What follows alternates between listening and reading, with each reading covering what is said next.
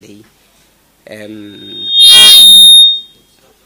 we're supposed to have started the briefing at at 1 o'clock, but unfortunately there were some delays. My humble apologies on behalf of the energy regulator. My name is Charles Hlebela. I'm head of communication here at Nersa,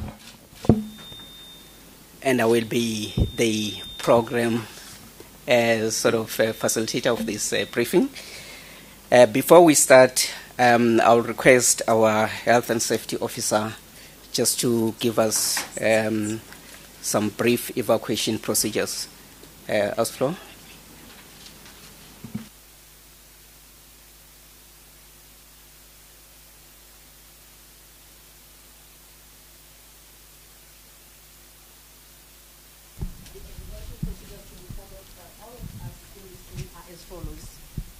When an alarm goes on, or when the health and safety representative for the floor blows a whistle, it indicates the need to evacuate. Exit through the door on my left. Walk briskly and do not use the lift. Proceed down the stairs to the exit door at the reception, to the assembly point situated outside the building. If there's any person living with disabilities, he or she will be assisted by the health and safety representative in that room, which is Ms. Mashaba. Once at the assembly point, the health and safety representatives will take a roll call and inform everyone of what is happening and when it is safe to re-enter the building. Thank you. Thank you, Flo. Colleagues, there are bathrooms here, that door on the far right, in case Mother Nature gives you some signals. Let me introduce the panel. I will start from the far right. It's Mr. Chris Foley, the regulator member and the Chief Executive Officer of Nersa. Next to Mr. Foley is Ms. Nomfundo Maseti, the regulator member for pipe gas and electricity. And then next to Ms. Maseti, it's Mr. Jacob Modise, the chairperson of Nersa. Without wasting time, I will request the chairperson of Nersa, Mr. Jacob Modise, to announce the decision. Over to you, Chair. Thank you, Mr. Hlebela. I think I'm going to be reading a media statement to you. But I think before we do that, I want to once again just apologize for for the delay. We had an energy regulator meeting this morning. And I think the purpose of the meeting was to receive the recommendations and the report from the electricity subcommittee, which is chaired by Ms. Maseti. And I think given the complexities of the decisions and the amount of debate that we had at the meeting, it took longer than we expected. But I think we needed to take the time to come to the decision that we took. But we do thank you for your patience. We know we're supposed to start at 1, but we're only starting now. So thanks for your patience. We have fellow regulators who have joined us in the media during this media briefing. I think they're sitting across the room there. Just welcome. And I want to also welcome our distinguished guests, members of the media, and ladies and gentlemen.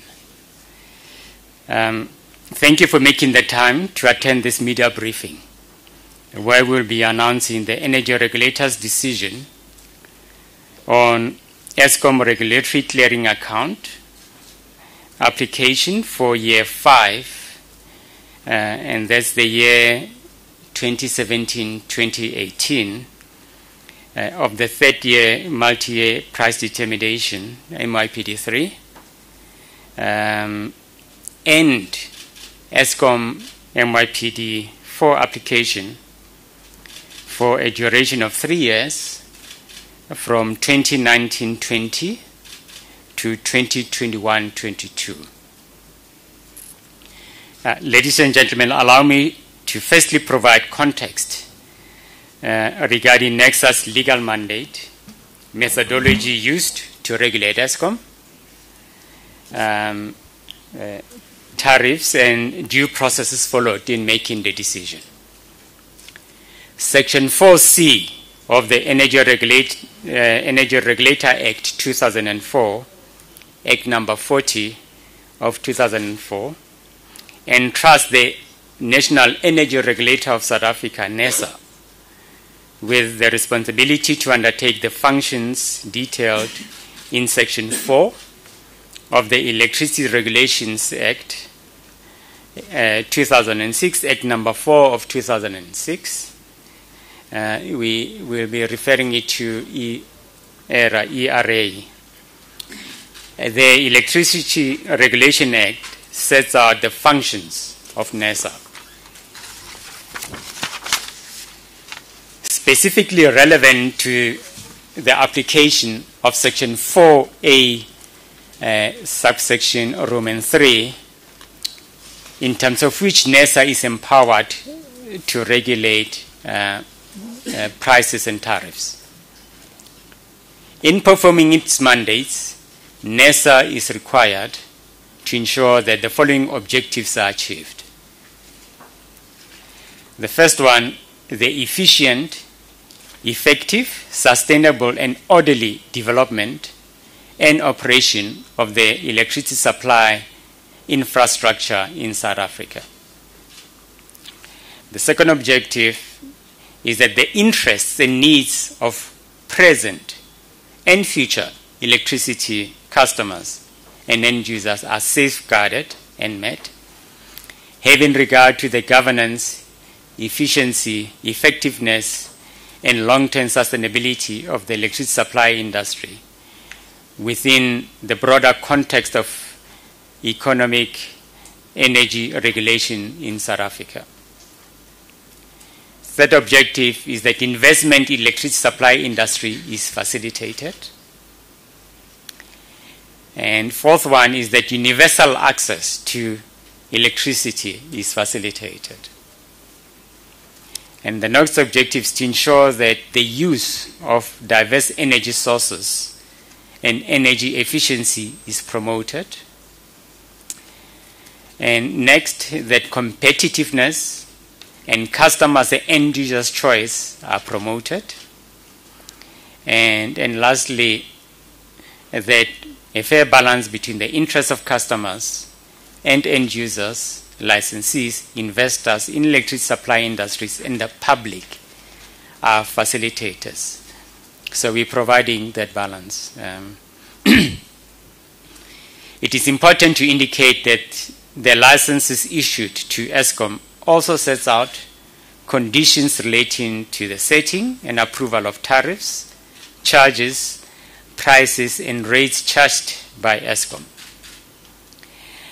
In terms of Section 15 of the Electricity Regulation Act, a license condition relating to the setting and approval of tariff, charges, and prices and regulation of revenue must inter alia enable an efficient licensee to recover the full costs of its licensed activities, including a reasonable margin or return, provide for or prescribe incentives for continued improvement of the technical and economic efficiency with which services are to be provided, and give end users proper information regarding the costs that their consumption impose on the licensee's businesses.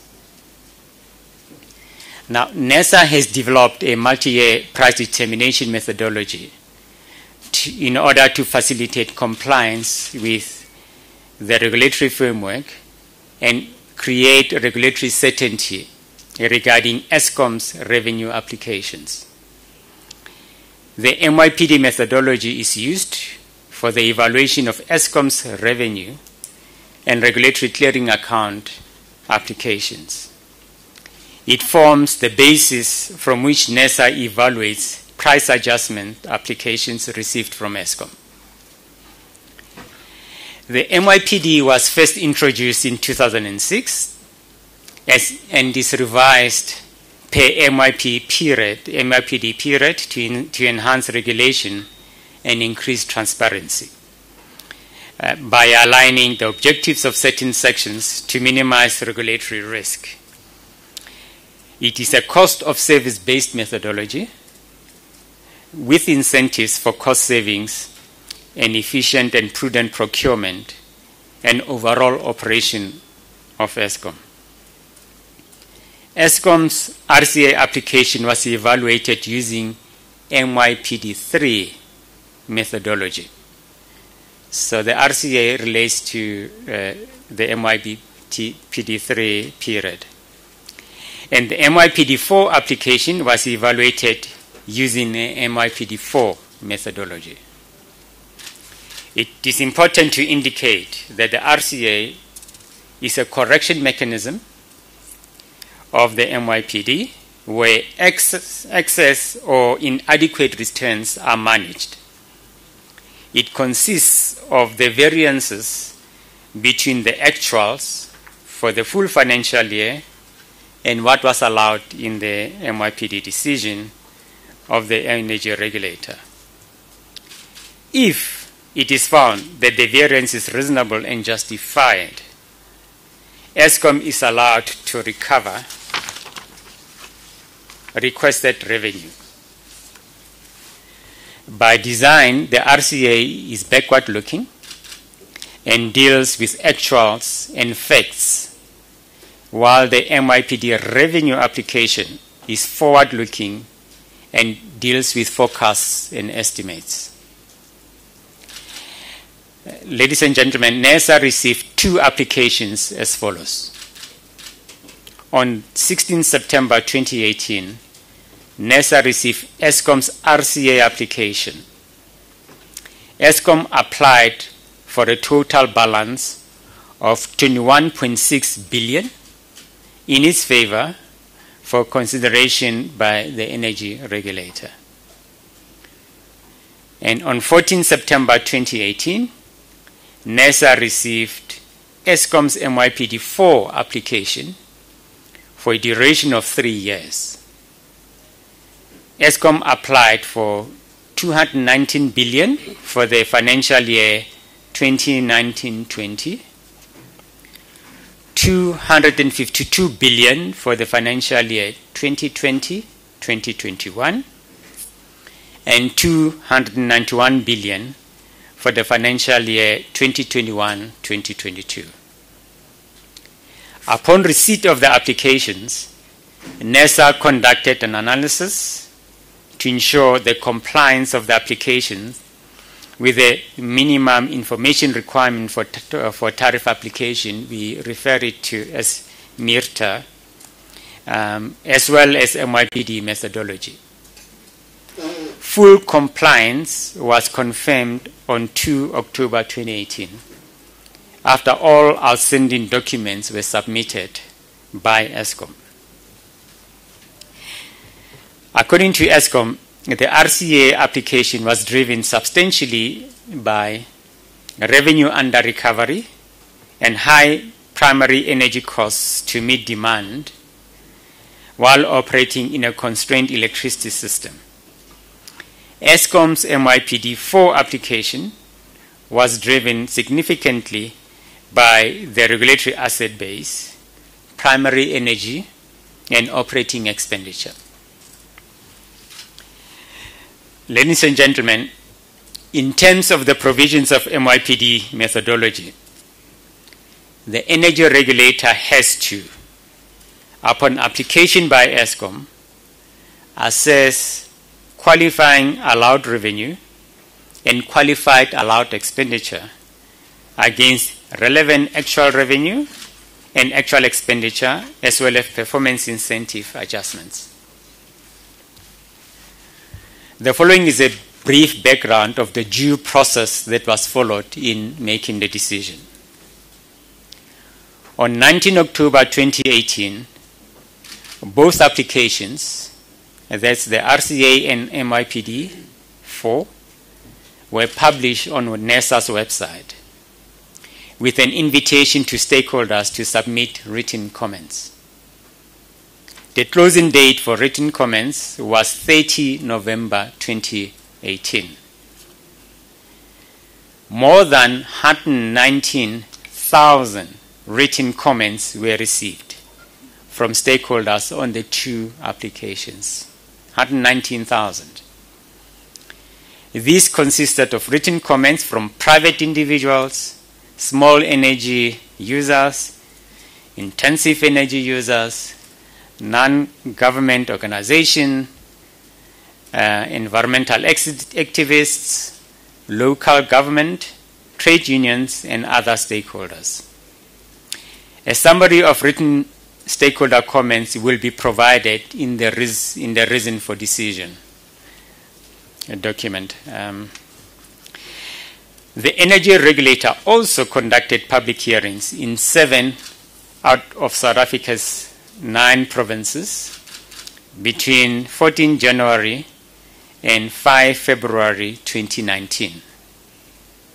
This was to afford interested and affected stakeholders the opportunity to present their views, facts, and evidence.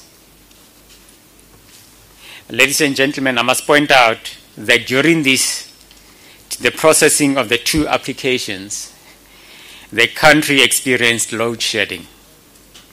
It culminated in Eskom implementing stage 4 load shedding on 11 February 2019. According to Eskom, this was due to the unexpected loss of 6 generating units, which placed additional strain on the system. Eskom stated that load shedding is a measure of last resort to protect the system.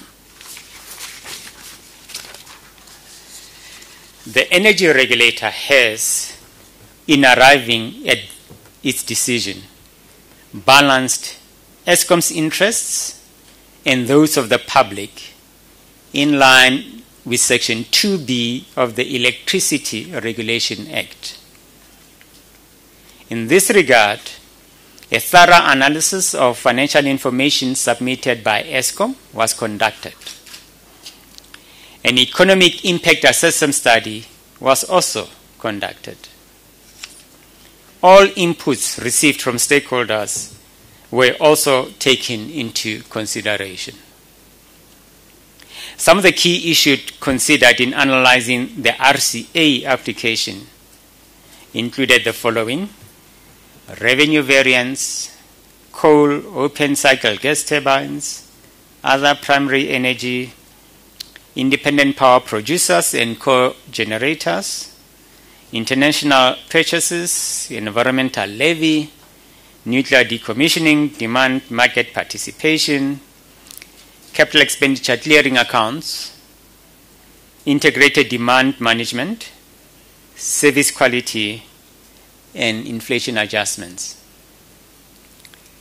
And the key issues that were considered in analyzing the MYPD4 application included the regulatory asset base, weighted average cost of capital, operating expenditure, primary energy, independent power producers, depreciation, integrated demand management, research and development, and levies and taxes.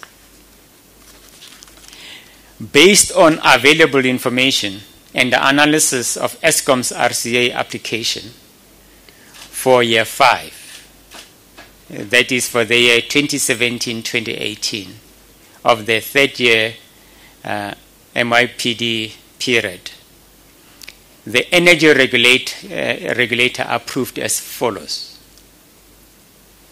an RCA balance of 3.869 billion. Resolution number 2, the RCA balance of 3.869 billion will be recoverable from the standard tariff customers, local special pricing agreements, customers, and international customers. The energy regulator will develop an implementation plan for the MYPD 3-year 5 RCA for 2017-18 financial for approval. So this will be given in due course. Regarding the MYPD 4 application, based on available information and the analysis of Eskom's MYPD 4 application for the control period of 3 years from 2019-20 to 2020-21, the energy regulator approved as follows. Number 1, allowable revenue of 206.38 billion for the financial year 2019-2020, 221.843 billion for the financial year 2020-2021, and 233.078 billion for the financial year 2021-2022.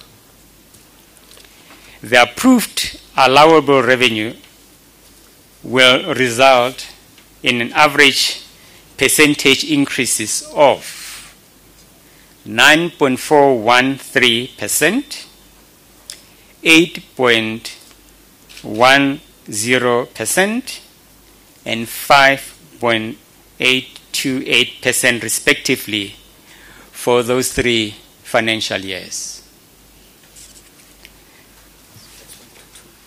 Oh, did I say 5.22? Just to be clear, let me just repeat the percentages again. And by the way, these are the percentages excluding all other prior approvals. For the financial year 2021, the revenue that we've approved is it equates to 9.841%. 9.41%. Let me, yeah. Could you start again? Okay. Just wanted to make sure they're awake. Yeah, no. I think we're trying to make sure we are awake. Okay, let's just repeat the resolution carefully. So we made a resolution that allowable revenue will be 2.06,380 billion for the financial year 2019 to 2020. And that will be equivalent to a percentage increase of 9.41%. That's for the first year. And then for the second year, we made a decision that allowable revenue would be 221.843 billion, and that will be for the financial year 2020-21. That will be equivalent to an 8.10% increase.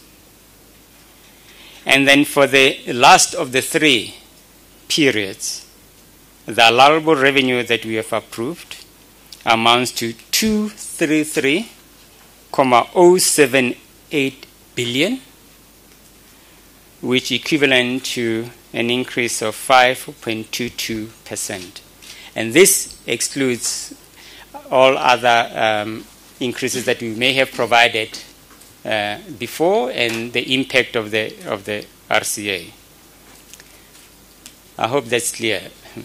Resolution number 2, the energy regulator will subject the costs to further extensive prudency reviews, efficiency tests, and performance thresholds.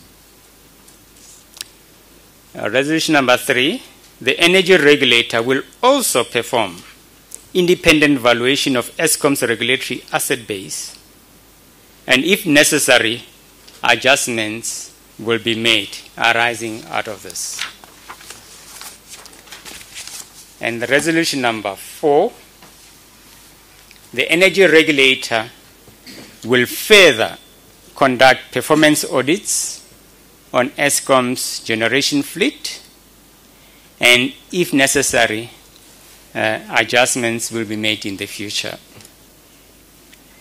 Resolution number 5, the allowed revenues must be recovered from both Eskom standard and non-standard tariff customers.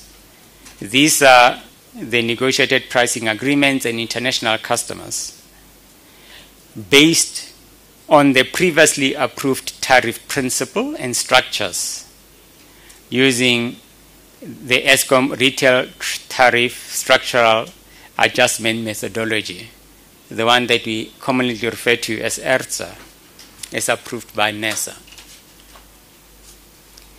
And the last resolution is the energy regulator will consider the Nersa for this first year period, the year 2019-2020, following submission of application by Eskom. The energy regulator further considered that Eskom considered that certain governance failures occurred in Eskom.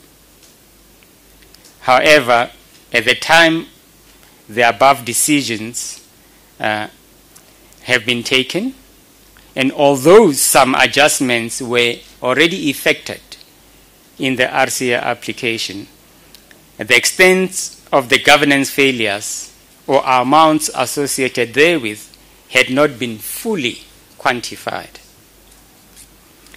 The energy regulator may initiate its own investigation into the governance failures of Eskom and may effect adjustment to Eskom's revenues based on the relevant outcome of its investigations and or those undertaken by bodies or other entities, including but not limited to Eskom itself, National Treasury, the Special Investigation Unit, the South African Directorate for Priority Crimes Investigation, that is the Hawks, the Parliament of the Republic of South Africa, or any commission of inquiry as and when they are concluded or a conclusive outcome is reached, and the costs associated therewith have been quantified. The energy regulator made several proposals to improve Eskom operational efficiencies. This include the following. To improve operational efficiency, the energy regulator is going to suggest that Eskom reduce costs and provide a plan within 6 months on cutting costs and cost-cutting and other cost-cutting measures. Reduce unplanned outages and trips, reduce water usage, and develop a maintenance plan showing how it will execute maintenance. And the next area, Eskom should provide the energy availability factor, should improve the energy availability factor by reducing unplanned capacity loss factor, UCLF, and effectively executing planned outages. And the next item, Eskom should reduce the frequency of load shedding and provide plans on how security of supply will be assured. And then the next one, Eskom should submit the details of units and plans that severely or adversely affect the energy availability factor, and put plans in place to address this within 4 months of the decision. And the next one, Eskom should submit detailed plans on repairing major defects and design failures in the new build plant, that is Medupi and Kusile, and reduce trips and other operational inefficiencies in these plants. And next, Eskom should consider that the reduction adjustment to the regulatory asset base value following the removal of plants or units that are in an inoperable state and those that are in cold storage. And those that have been offline for 2 years because they require significant refurbishment and equipment replacement, and are new but have to be re-rated based on performance, operational inefficiencies, and major design failures. Ladies and gentlemen, our challenge has been and still remains regulating the energy industry in a manner that balances the interest of energy producers on the one hand and those of consumers on the other hand. This is never an easy task, for inevitably it is influenced by the greater economic environment, both local and internationally, and as directed by the policy environment of government. The energy regulator appreciates stakeholder participation in the decision-making process of the two applications and would like to thank all individuals and organizations for their valuable comments and input. We thank you. Thank you, Chairperson, Mr. Modise. Colleagues, it's time to ask questions, and the panel will respond. I must indicate that the statement will be distributed. I'm sure the colleagues are busy putting it together in terms for distribution. Before you ask, the question, if you could please introduce yourself and the media house, you're representing. We'll take the first round of 4 questions, and then the panel will respond, and then we'll take another second, third, and if possible, 4th round.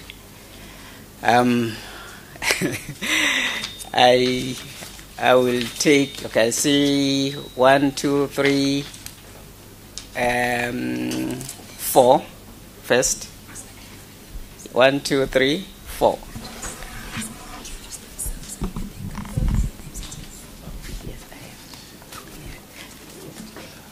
John Bailey from ENCA. Why did it take you so long to make this decision, especially with this postponement as well? Was it such a tough decision?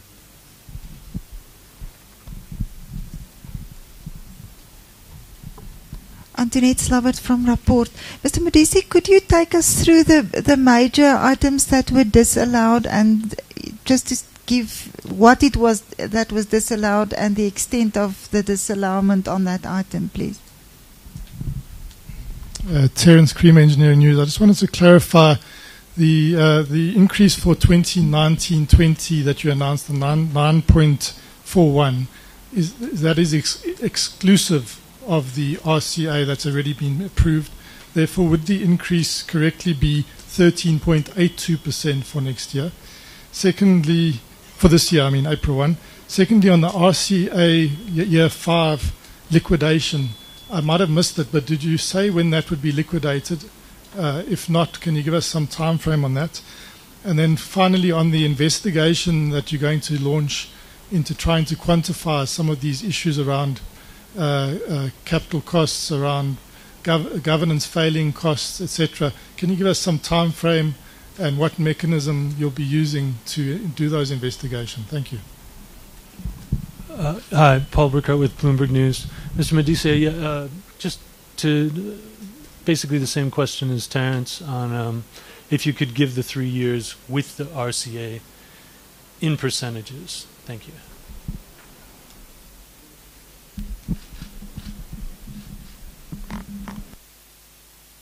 We'll take those for now. I'm ably assisted by my colleagues here. As I said, Ms. Masetti chairs the electricity subcommittee, so I'm going to allow her to answer some of the questions. But what I'll also do is ask the CEO to also add in some of the questions. That is Mr. Foley.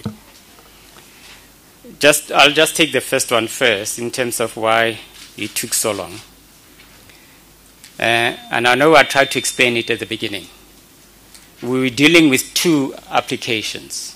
One is an RCA, and another one is MYPD4 for 3 years. And we concluded, as we indicated in the statement, we concluded our public hearings on the 5th of February. And remember, we're only a month down the line, and the team has been doing analysis, and we've had workshops and committees. And by the way, the electricity subcommittee only met yesterday because of the time frames, and they made recommendations to the ER, which is basically the main board of the energy regulator, this morning. And then during those discussions, during presentation of the report, there's always comments and further discussions and that. Yes, we were dealing with a lot of information volumes of, we indicate 119 submissions from the public, all of which had to be included. So the decisions are necessarily complex, and we always have to make a balancing act between the interest of the licensee and those of the I think the public and consumers. And we're satisfied. We just wanted to make sure that we make the right decision, and we're satisfied that we reached the right decision. Let me then ask Ms. Masetti to maybe deal with the second issue. The major items of disallowance. I know we have distributed, I don't know if you've all received. Do you have this? And Ms. Masetti, do you want to deal with this, or do you have this? I do have. All right, thank you, Mr. Modise. Maybe just to add also on the first question, to indicate that it has not been an easy exercise to the extent that there is some information that we would have loved to have before the decision, so that we can enhance our robustness in verifying the cost that Eskom has requested, particularly on the RCA as well as the MYPD4. You will recall that even during the public hearings, Eskom has shown the energy regulator during the public hearings that there are units that did not contribute to the service, and some of those units are currently in an inoperable state. And some of the units are on cold reserve, and there are some units that are going to reach the dead stop. So we also requested Eskom then to make sure that in the RAB that it has provided to the energy regulator, that it must revise that RAB and take out values that are associated with those units. That information has not been forthcoming, and we still have not received it. which is what also informs some of the decisions that or some of the paragraphs that we included in the decision, to say that we'll do some further prudency assessments, some audits and all of that, and also do an independent valuation of the RAB. So those are some of the things that inform these kind of decisions that we are taking today. But the other thing, particularly on the RCA, is the fact that Eskom has also maintained that its costs are made up of 70% fixed cost and then 30% variable cost. But there is no information or audited figures to support that submission. So it's one of those things, even when we take the decision that we are taking today to allow them to recover about just above 3 billion from the RCA, we still note two things. One being the assets that contributed to the service, or those that were in use in 2017-18. So that must still be checked thoroughly in terms of the audited figures. So you must also keep that in mind. But secondly, still, we know that they have already admitted that there are certain costs that are related to governance failures when it comes to procurement and coal. So that also tells you that we will still be in a position to make certain adjustments if there's a need to do so, as Eskom has also undertook to come back to the energy regulator and provide the quantification of those costs. So those were some of the things that were not forthcoming and also make it the exercise quite difficult. But in terms of the RCA, what has been disallowed, really the big adjustment, it is also on the sales revenue itself. So there's a very huge adjustment that we've made there on the sales revenue. On the primary energy costs as well, we have made some adjustments as well. And then the other adjustment that informed this decision is on the capital expenditure, the CISA, if I may put it that way. And then the last adjustment that we made relates to the 1 billion that Eskom requested the energy regulator to also consider in this decision from the McKinsey contract. I think those are the main ones that we then adjusted to arrive at the figure of 3.8 billion. Thank you. Right, and then the next question related to the increase for the 1 year, if you include the RCA, and do you want to deal with it? Can I, maybe as Ms. Masetti deals with this, let me just reconfirm what I said. The energy regulator has not made a decision on the liquidation of the last year, that is the last year of the RCA. So that decision is still going to come. Last year of the MYPD3. Or did I say the last year of MYPD3? That decision is still going to be made. Suffices to say, though, and because our meetings are public and the decision has already been made, Terence, I don't know if you just to deal with that second one first.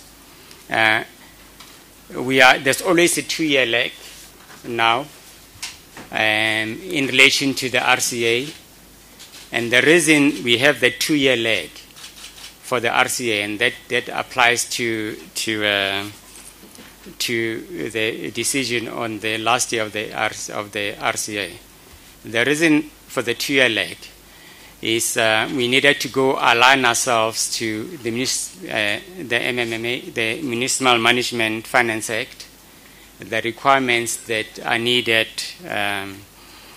for I think Eskom and municipalities to make adjustment in the tariff. And we've always asked the Minister of Finance to, I think, allow us to not follow some of the tight timelines. But I think as a balancing act, we actually had decided that there will be a 2-year lag.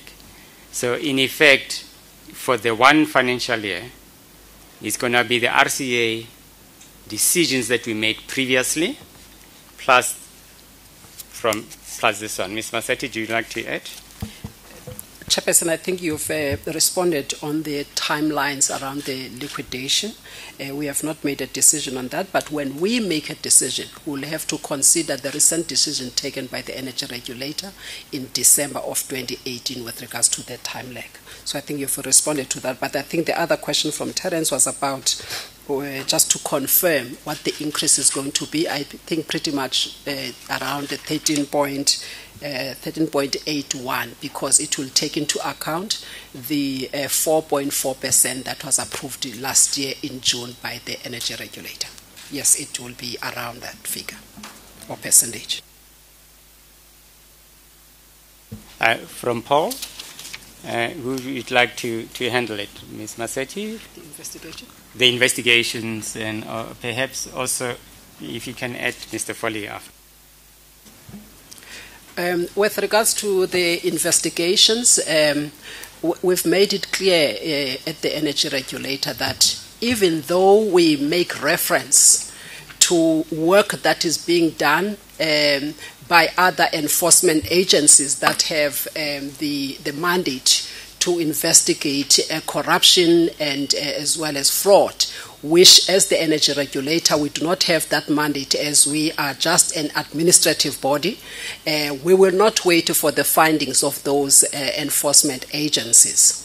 We will then be in a position at any given point in time to initiate our own investigation in terms of Section 4 of the Electricity Regulations Act, which mandates the energy regulator to conduct investigation or inquiries into the activities of the licensee.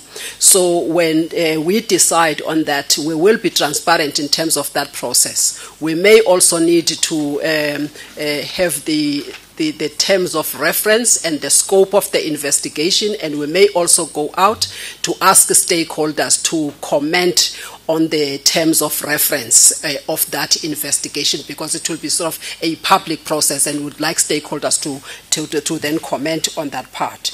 As to the time frame, we have not decided yet, because we may want to just come up with the terms of reference before we can decide on the timelines. I think, Chairperson, it will suffice to respond in that manner.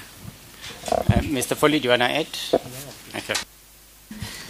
Thank you. Can we take another second round of questions? 4 questions? Sorry, I believe there's one question we didn't deal with, the 3-year increase. Sorry. Oh, yeah. I thought we have answered it. No, please just give us the entire percentage increase, including everything, RCA and everything, for all 3 years. I get 13.8 in the first year. Is that correct? Yeah. Can I just... Oh, That's yeah, let's just be clear. Remember, we gave you 3 percentages just for the MYPD4. That the 9.41 for the first year, 8.10 for the second year, 5.22 for the third year. That's the first percentage we have. We have one increase that arises out of the 3 previous RCA applications. And that's the percentage that adds up to the 13%. So that's a 4.45. 4.4. Now, we are not able to give you the impact of this last RCA, because we need to go and decide on how it's going to be liquidated. Whether it's going to be liquidated over a single year or 2 years or 3 years. So as things stand, the only figure where you're getting a double-digit increase is in this first year, and then is the going back to the 8.1 and then 5.2. And only after the energy regulator has made a decision on the RCA liquidation will we then have the impact for the remaining period of the 3 years. Does it help? Okay.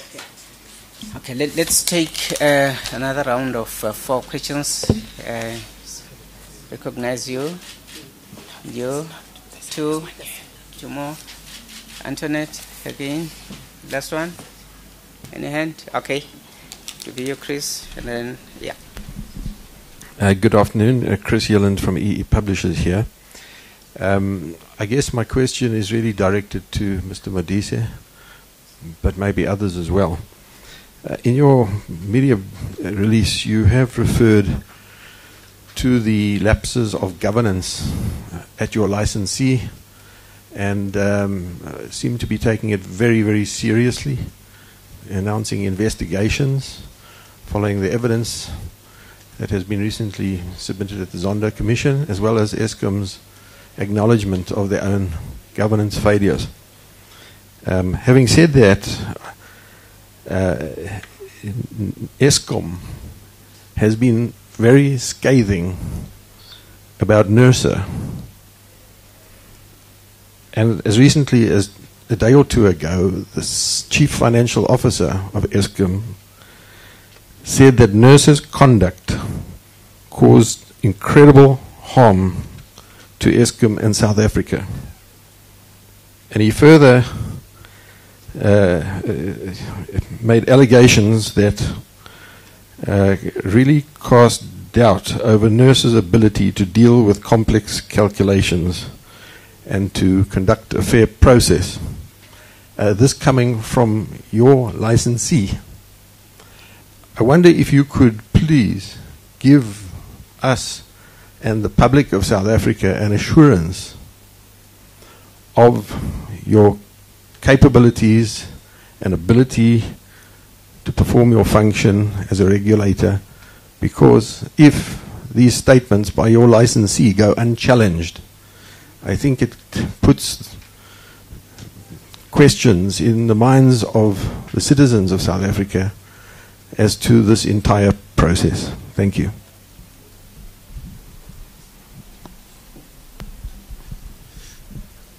The first question, this is Alex Winning from Reuters. The first question is just to clarify, I understood the previous RCA award, which happened last year, that it would be liquidated over a course of several years, not just in this year that's coming up. So I'm sort of slightly confused as to whether that money would...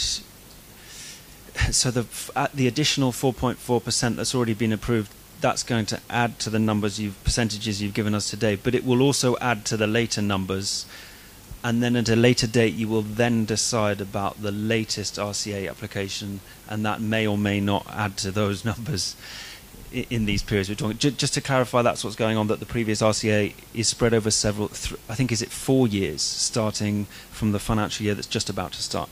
And then the second question is about the bailout that Eskom received recently. When the Treasury announced the budget, they said that they're going to inject 23 billion rand a year, every year for 3 years, possibly for 10 years, although that's not clear. Did you factor that into your decision making today, and did you in effect deduct 23 billion from each year of the 3 years you're assessing as part of NYPD4, because Eskom will get that money and it will contribute, depending on how it's structured, it could contribute to its revenue. Thank you.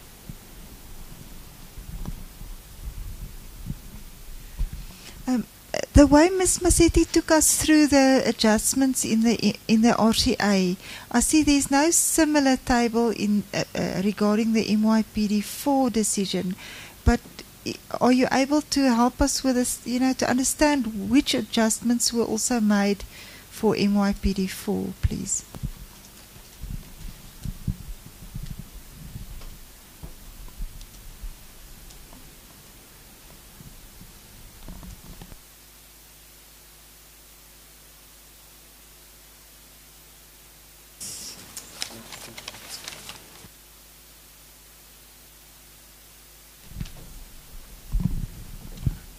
Ted Blom from ECO. I just want to go back to the hearings. If I recall correctly, at several of the hearings, there were claims made by the public and by the regulator as to the governance lapses within Eskom, as well as the fact that the application was seriously defective in at least two areas. Firstly, in terms of the generation plan, not meeting the budgeted sales, and secondly, the 50 billion rand hole that was unfunded in the MYPD application. Now, I'm struggling to reconcile in my mind how one treats a defective application and then adds a whole lot of conditional issues after you've made the decision. I would have thought that if we were in a mature adult relationship between the regulator and the licensee, we would say to the licensee, you don't get any increase until you fix up your act. And that doesn't seem to have happened today. So I need to ask the chairman, this sort of condemnation of Eskom's behavior, is that because of political interference that's happened subsequent to the hearings? Or is that because we are treating Eskom with kid gloves? Thank you. I think let have the panel respond. Is it okay? Put it in my way in case I'm wrong. But then, my name is Tabago Tshwane, I'm from the Mail and Guardian. I just want to understand all these points where you say you'll be doing certain investigations and conducting your own reviews, and then adjustments will be made. That means that these are not the final numbers for Nersa's tariff increase. I just want to understand that. Right.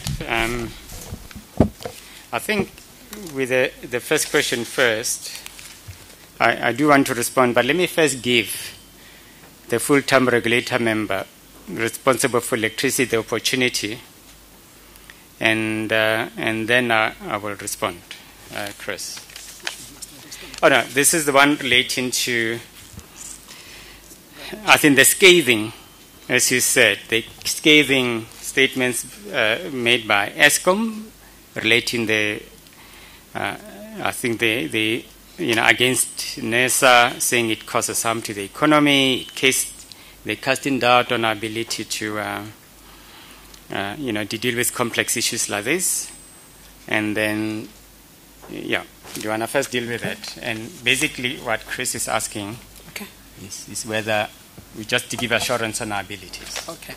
All right. I think I will say that it is an unfortunate statement or perception, which is something that I think stakeholders out there always try and avoid casting doubts over any regulatory authority, and try to put out there a negative perception over the work of the regulatory authority. Because when you do that, you try and sort of put some intimidation on the work of the regulator simply because things do not suit you. And as a regulator, it is the nature of our job that when we do what we have to do, we don't do it because we represent Eskom. We don't represent Eskom. Our mandate, it is very clear that we balance the interest of various stakeholders, the public, as well as the South African economy at large. And yes, we need to also consider sustainability of Eskom. So if Eskom has come up with figures, we have to use the standard that we use, the standard of efficiency, but in addition to that, prudency. So where we found that the figures that they presented to us are not standards that, or the figures are not in line with that standard of prudency, and they are not operating in an efficient manner, which is out there, the evidence is there, and in fact themselves, they had put it forward when they offered an apology. So I say it is really unfortunate, but the skills here at Nersa that were there even in the previous determinations are still there, and the team that does the work, not just from the management side of things, that team, it is still there and is still doing the work. So there is no doubt that Nersa still has the skills and is conducting its business maybe in a much more rigorous manner.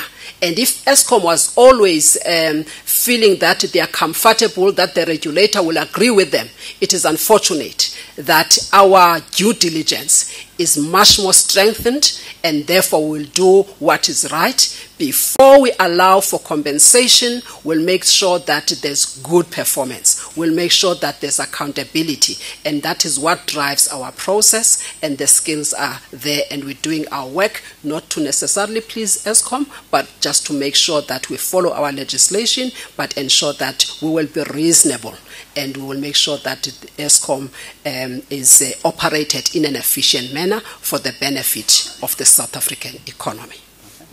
Maybe let me ask the CEO to also comment on the capabilities within Nersa. CEO?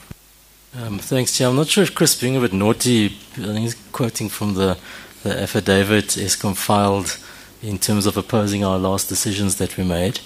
But yeah, there are unfortunate statements. I mean, I think we're quite clear that we believe we have the capabilities. As Ms. Massetti says, we work according to methodologies, we make technical decisions, and we hold them to an efficiency standard that we believe is the prudent and reasonable one. So I guess it will play out in court, Chris, and then we'll see where we are. Thanks. And perhaps let me just add my final word on this, and I'm happy my colleagues who are full-time at Nersa have now confirmed this. I think we reject those assertions unreservedly. And I think from the board point of view, we're proud of the team that we have, that have done some sterling work over the years. And we've been independent. And I think it's often because of our independence, when you can never satisfy everybody. I promise you, even the increase that we've allocated, there will always be criticism, and it's when we do our work properly that we get criticized on both sides. Then we know that we are actually achieving a balance.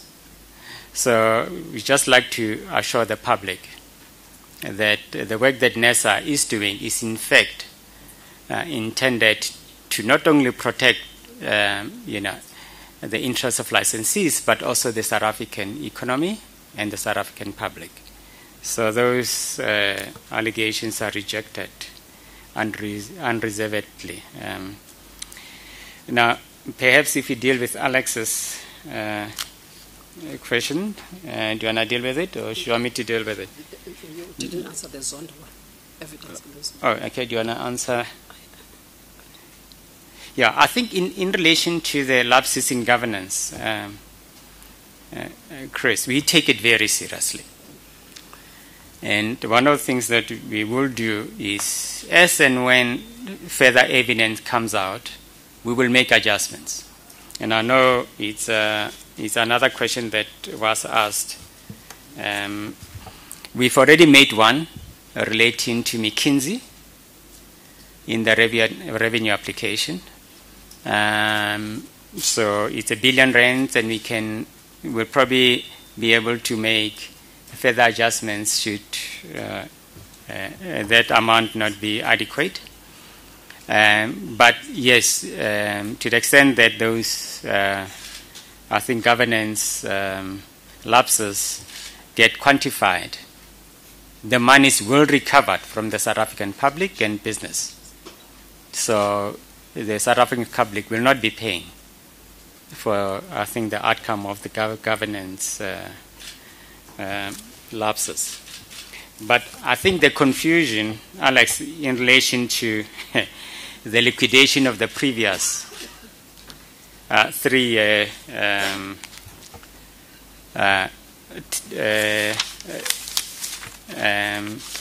tariff application, let's just remind you that we had allowed an amount of 7.7, let's call it 7.8 billion per year for the next 4 years. Okay? Now, remember, the reason the percentage increase only happens in the 1 year is because under normal circumstances, we would revert back had we not been giving the 7.7 billion. So the increase only happens in the first year. It gets maintained for the 3 years, for the 4 years, and then it's no longer required. So I know people often calculate it as if it's 4% every single year, and it's not.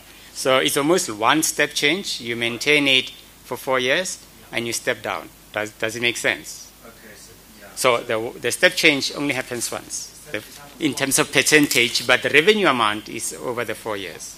Right. So the revenue... How is that possible? I mean, I'm just getting my head around that. So they just get... Are they there... I'm trying to think. So how can it work that they only get one effective tariff increase, but that figure is spread out over 4 years? Sorry. It's still in the back. Okay. Yeah. So, yeah, it's based on the volumes and the selling price. Sure. And maybe I'll ask my team to obviously explain to you, maybe outside the meeting on one-on-one. But they do get the 7.8 billion for each of the 4 years. But the step change is the 1 year. It's just that it's the increase, which is happening in the first year. But we'll sit down with you and explain. Ms. Massetti, the next question. The bailout, the 23 billion bailout, or do you want me to start and then you can add in? Let me just say this, that we apply a tariff methodology in all the assessments that we make. Our methodology is very clear, it's open to the public, it's formula driven, and you will see that when you actually see the actual reason for decision, you'll see that we have fully applied our methodology. Our methodology, section of the Act, which Ms. Massetti will explain in a little while, allow us to exercise certain discretions, which we have done. So, and as far as to say, though, that in relation to that, we've applied our methodology. Ms. Massetti, do you want to add? Chairperson, I think you summarized it, but I think what is important in terms of the methodology or our consideration of that equity injection was first of all to look into the methodology to the extent that it allows Nersa to exercise its reasonable judgment.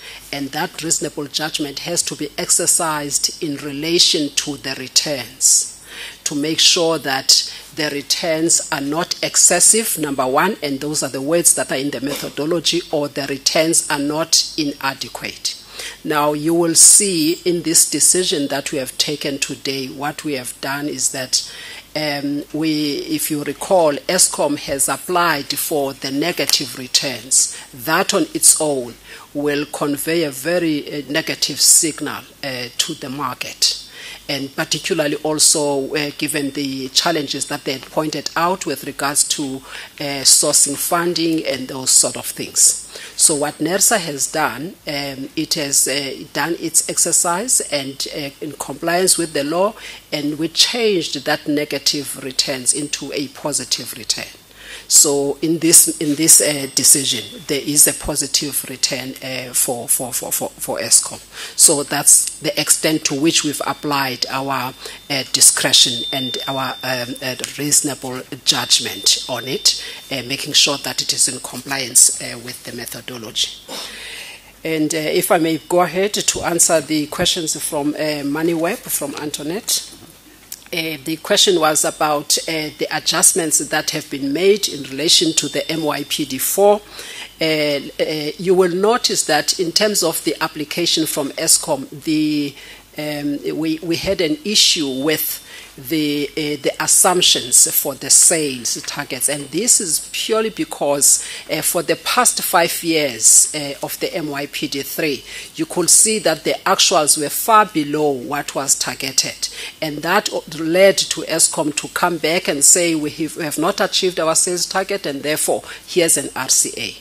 So we wanted to make sure that as we are allowed in the methodology to look into the actual sales, so the historical or the hindsight was quite important for us, but also taking into account, as we are allowed in the methodology, to consider the price elasticity of demand, to say that with all of these increases, what are they likely to do in terms of the sales. So we have made adjustments with regards to the sales, taking into account the increases that might actually result in the in consumption reduction by other customers. And also the fact that the methodology states very clearly that Nersa, at the time of taking the decision, the information must be much more updated.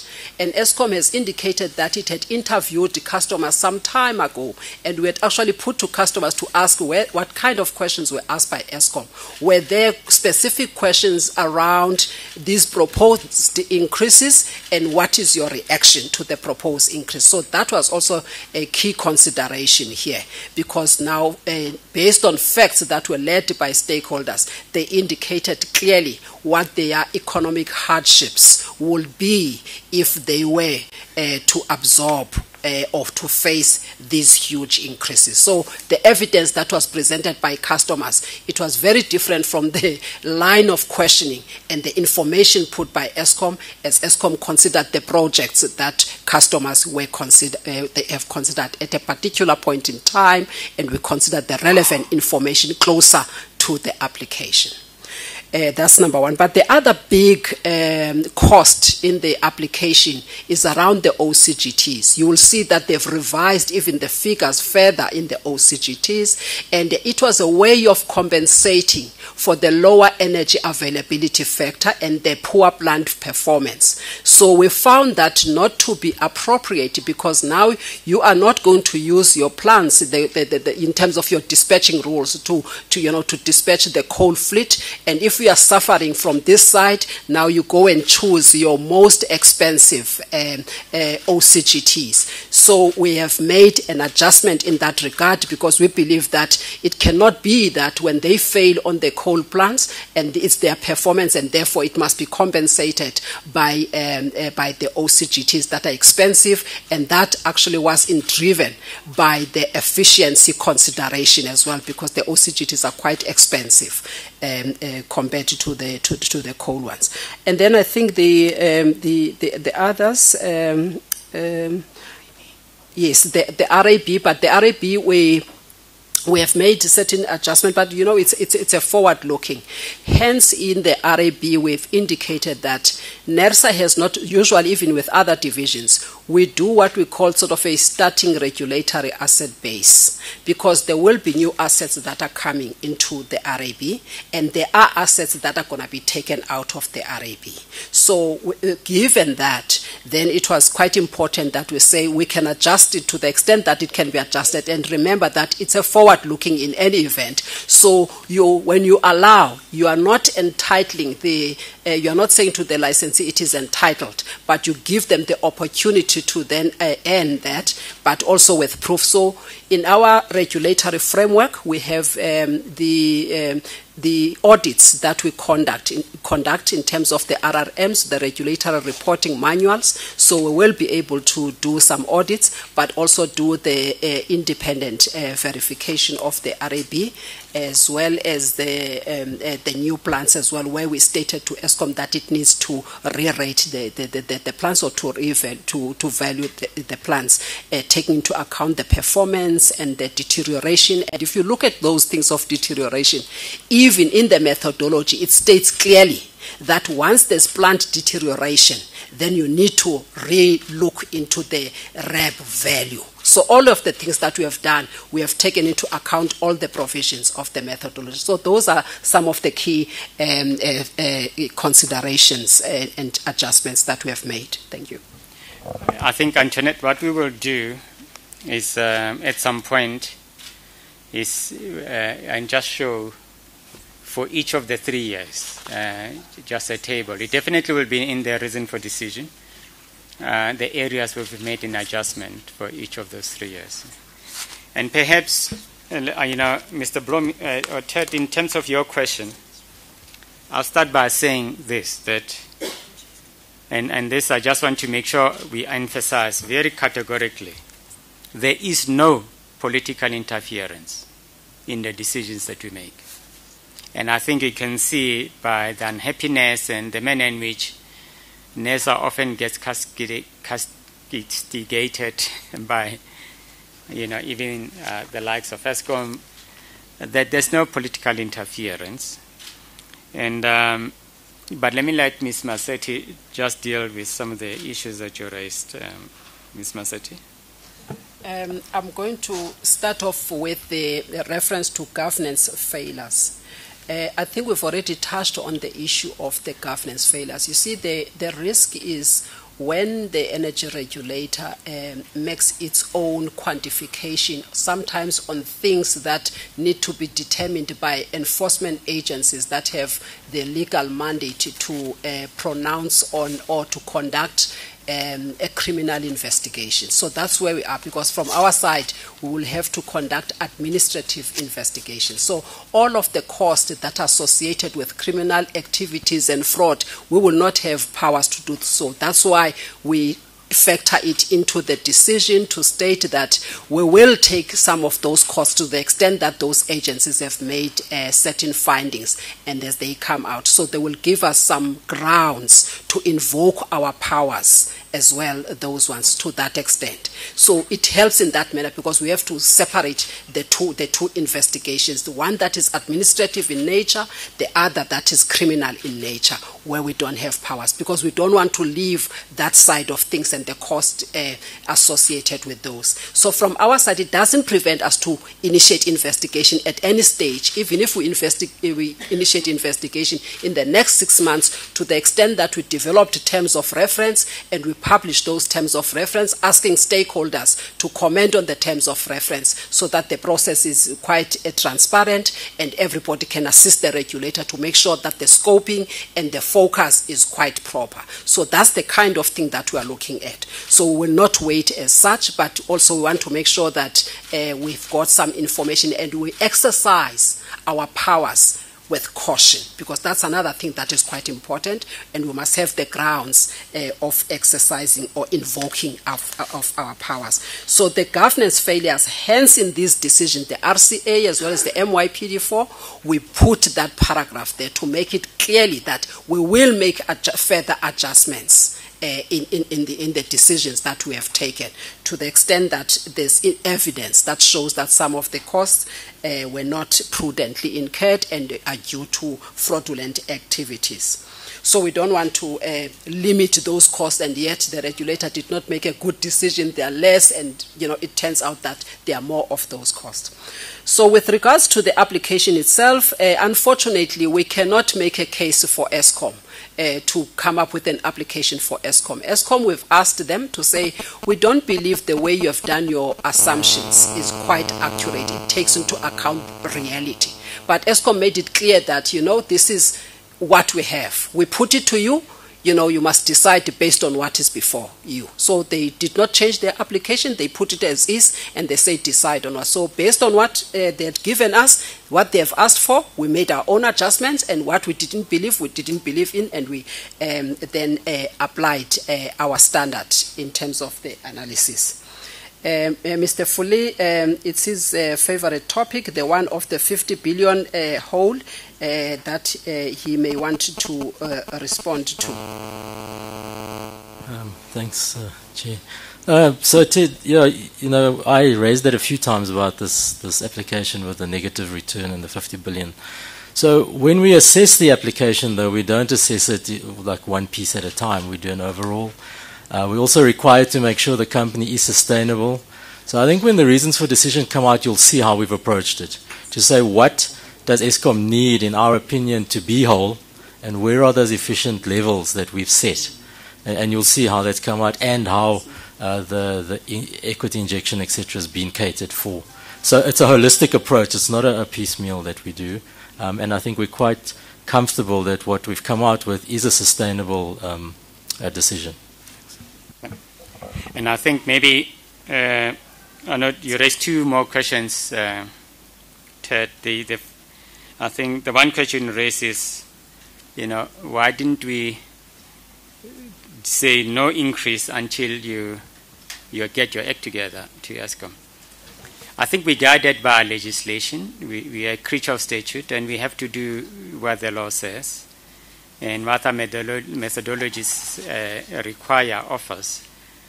So we do have to consider applications that are submitted to us, and then apply the legislation, our rules in coming to an answer. And I think you will see that we traverse that issue in terms of what the Act says we can or cannot do with regards to an issue like this, because it was raised in the public hearings. And but we do refer to sections of the Act that imposes of us, I think, a duty to consider the application. And by the way, and the last one was just the conditionalities. We didn't. Our decision is not a conditional decision. It is a final decision. All those other items are items that we will monitor with Eskom during the MRPD period. And it's items that we believe are critical in ensuring security supply in the country. And it's some items that we as a regulator will focus on. And I think there was a question from Tebogo, or is it answered? A Mail and Guardian, that's Tebogo from Mail and Guardian. We have answered it. Yes. Okay. Can we have the last round of questions? The last round. Yeah. I see two hands. One, and then it will be third. 3. 1, 2, 3. 4. 4. Going. Gone. Okay, we'll start. Hello again, Alex from Reuters. The question is about the economic impact assessment, which you said you conducted about this this decision on the percentage tariff increases. What was your conclusion about these tariff increases that you've granted? What will the effect be on, say, energy-intensive users? The mining industry, I can imagine, are about to issue a statement. What did your impact assessment find? Thank you. Naledi Matlapeng from SABC TV. Don't you think this increase is excessive, considering the fact that many consumers are already battling to make ends meet?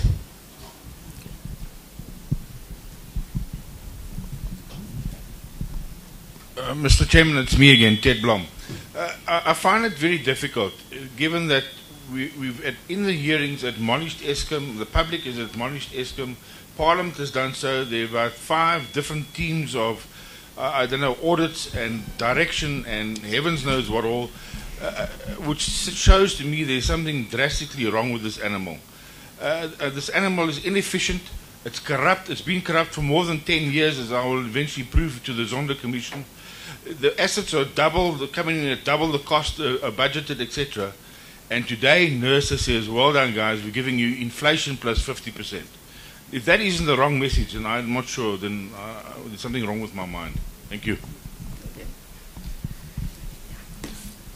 Justin Brown from City Press. There were some queries during the hearings about the valuation of Eskom's assets. Did you agree with the way Eskom valued the assets, or was there any differences? And if there was any differences, what is the extent of the differences, and why? How did you disagree with Eskom, if there was any disagreement? Thank you. Right. Once again, I'll ask Ms. Massetti just the economic impact assessment. All right, thank you, Mr. Modise. We have conducted the economic impact assessment. I think some of the details will come from the record of decision, but there were things that we were looking at. First of all, the sectoral impact, which was also very critical because most of the stakeholders attended the public hearings. They indicated clearly what the impact of the double-digit increase will be on their processes and business. So, yes, obviously there will be an impact. Whether it was a 2% or 5% increase, the impact would have been there. The question is the extent of that impact, and not only that, but also the issue of sustainability and affordability from both parties. That is Eskom and the stakeholders. So yes, we have looked into that, but I think we've drawn some scenarios. So you get to a point where you see, the balanced outcome in a way. And because that's what you're supposed to do, because our role is making sure that you balance the interest of various stakeholders. And as you do that, the various stakeholders, so you look at the interest of Eskom in terms of its financial sustainability and being able to still provide the service that we need in the country. But also you look at the stakeholders, the affordability, the extent of security of supply, as well as the facilitation of investment. So we have tried to sort of mitigate that impact. Hence, we ended up with a single-digit increases that we have approved, as opposed to the double-digit. So we have balanced that interest. The impact that would have been there. So that will be the answer, Mr. Modise. But I mean, there's a number of variables that we have considered and different scenarios. The GDP, but then when you come to the GDP, it's a circularity problem. Because the electricity prices will cause into it, and also if there's slowdown in economic growth as well, that also affects the productivity and the output and the extent to which they will consume electricity. So you do have the circularity problem. Also, we look into the inflation, and those are some of the things that we check the extent to which they could impact the South African public. But the public interest standard was quite important for us as well in the consideration of the economic impact. And I think the next question from a lady from the SABC, whether the increases are excessive. Do not deal with it, Mr. Foley? Or maybe start by saying this. At the beginning of my statement, I indicated, in fact, I quoted sections of our Electricity Regulation Act that requires of us to do certain things. And we indicated, starting perhaps with the last one first, that we have to balance the interests of customers and end users, licensees, and investors in the electric supply industry and the public. So, our decisions are always a balance. And remember, some of those objectives require of us to encourage competition within the sector, end user choice, universal access, but also ensure that continued investment in electric supply industry.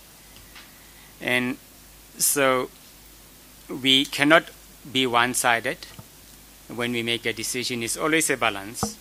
And our regulatory methodology requires that a licensee not only recover the cost and make some return, but we do then have consideration to some of those socio-economic factors, the economy, and so it's always a balance, as we have said, and we'll never satisfy everybody. But we satisfy that in accordance with our methodology, the outcome is a fair and reasonable one that we've arrived at. Ms. Masse. I think if you look at it, whether I think the most difficult part will be your measure of excessiveness. How do you measure it? What is it that you are going to measure it against? Because if, for instance, we say we didn't get to the double digit, and secondly, if you look at the 3 years, the first year, yes, it's slightly high, it's above inflation. You go to the second year, 8.1%, and then you go to the third year. Now, when you get to the third year, you can see that it's probably below inflation because it's 5.22%, I think. Yes, the increase for the third year, Mr. Ted Blom, the increase for the third year is 5.22, unless I've got the decision. Oh, yes, I'm just saying that once you look at the facts for each of the years to say how much revenue you need. But then some of these things will have to be addressed as well in terms of some of the socio-economic objectives, but not also only socio-economic objectives, but also economic factors affecting sectors, because then that will also be an issue. So it will need to be addressed by other measures or policy measures and other initiatives that are in place to try and cushion the industry players from the increase. But it is not an admission to say it is excessive. In our view, it's sort of going down for the next 3 years, and yes, it's just above inflation. And perhaps just to add one issue then, Mr. Blom, we don't, as a regulator, we don't make policy.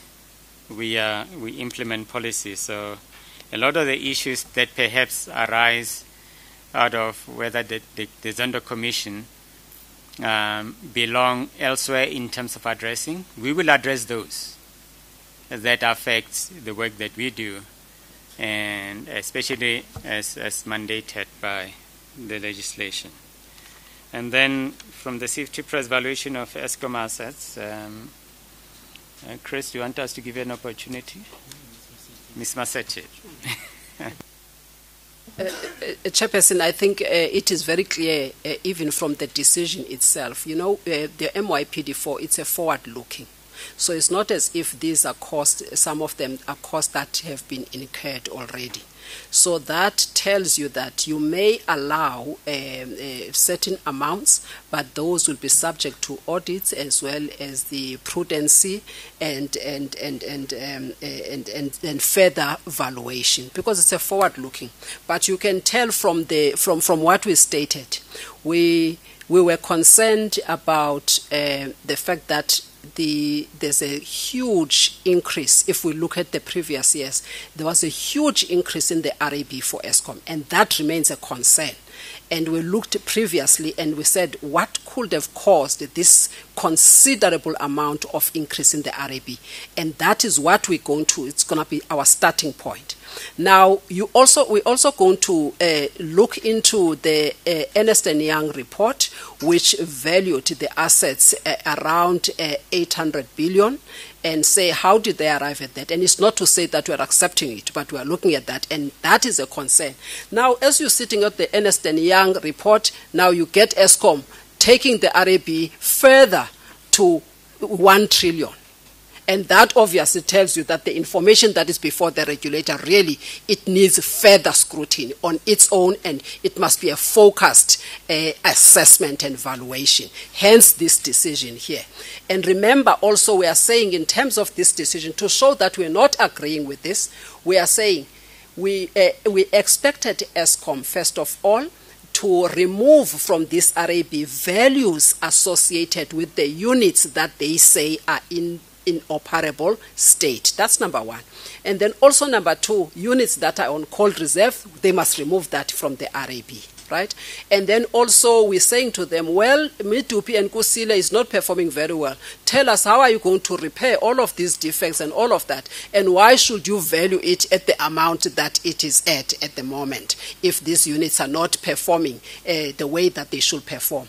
And again, in the public hearings, we also indicated that as the methodology dictates, they made their own valuation, but they omitted critical factors, one being the efficiency, and secondly, the performance of the assets. So that is not included here. So all of those things, they tell you that what is before us is not something that we have accepted. We are saying that it is here, but obviously there's more work because we have never undertaken a study, even with an independent consultant, put terms of reference, allow Eskom to respond, and also from our side, and we come up with a regulatory asset base that we can adopt. By the way, the methodology does speak to also even the method of valuating that the valuation of the RAB.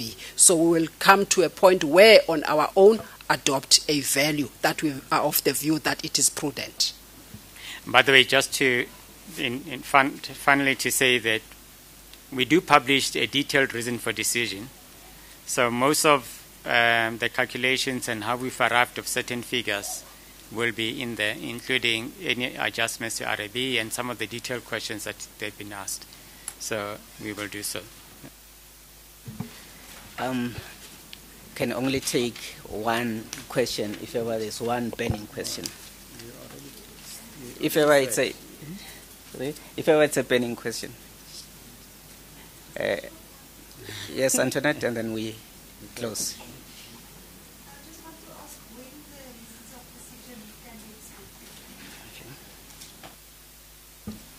Miss, again, I'm going to pass it on to Miss Masetti.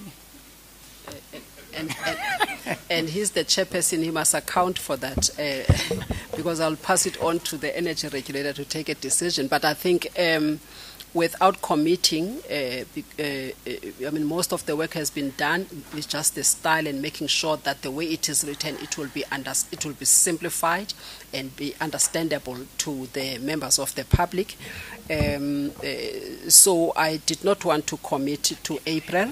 We will look into 2 months, Mr. Modise. That's not the decision of the energy regulator. No, yeah, let me just say that we go through processes with a reason for decision, Antoinette. Not only do we consider them, we have to give it to a licensee to identify any aspects that they consider confidential. So we have those processes that we follow. And I think we'll try and expedite them as much as we can. I think suffices to say that in arriving at a decision, we've been working on draft reason for decision. So it's not like we've made a decision and now we're going to start reason for decision. So they underlie all the work that we do, and but we have to follow the processes that are required. Thank you. Thank you, colleagues. We've come to the end of our media briefing.